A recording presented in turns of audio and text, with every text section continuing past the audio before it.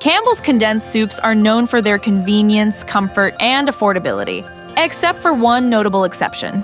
When it comes to Campbell's condensed tomato bisque, it falls short on all counts. You might expect a rich, flavorful experience, but instead, this offering disappoints. Campbell's soups have been a staple in American kitchens since the 1890s. The company, originally founded as Anderson and Campbell in 1869, became the Joseph Campbell Preserve Company in 1891. It was in 1895 that Campbell's launched its first can of tomato soup, quickly becoming a household name. Their initial success with beefsteak tomato soup paved the way for their iconic status in the soup industry. In 1897, Campbell's introduced the concept of condensed soups. By concentrating the soup and reducing the can size from 30 ounces to 10 3/4 ounces, Campbell's made their soups more affordable and practical for consumers. Despite these groundbreaking advances, Campbell's condensed tomato bisque ranks at the bottom of our taste test for tomato soups. The exact debut of Campbell's condensed tomato bisque is unclear, but its ingredients are closely related to those of the classic condensed tomato soup. The bisque features tomato puree, water, sugar, and, notably, cream and diced tomatoes in tomato juice. This combination aims to deliver a richer, chunkier texture compared to the smoothness of the standard condensed soup. Unfortunately, the increased richness and chunkiness do not translate into a superior taste experience. When you think of an ideal tomato soup, you imagine a rich, vibrant flavor.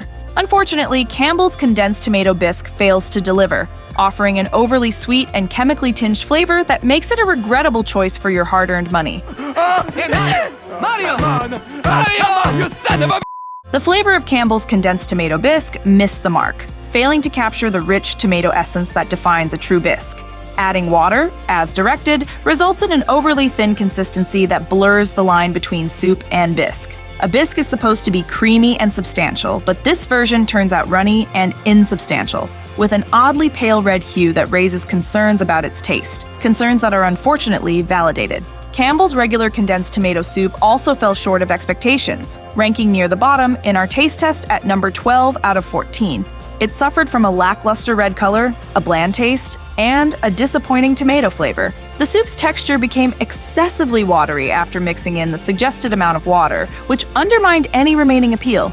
Both the bisque and the regular soup were major letdowns, failing to live up to Campbell's long-standing reputation for quality soups. Ashes to ashes and dust to dust. The best canned tomato soups strike a perfect balance of sweet and tangy flavors, offering a deep, rich color that can range from vibrant red to orange.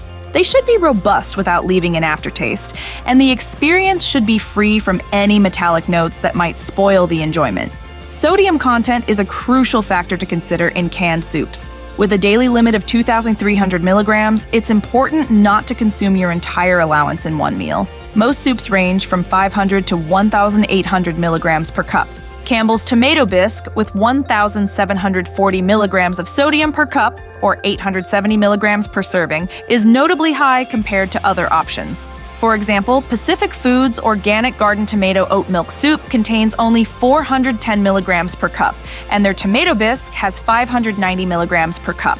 Healthier soup choices typically keep sodium levels between 360 and 600 milligrams per serving to stay within a more reasonable range. Ultimately, Campbell's condensed tomato bisque fails to deliver on its classic promise, proving that nostalgia alone doesn't guarantee great flavor. The soup's excessive sodium and lackluster taste demonstrate that even well-known brands can fall short of expectations.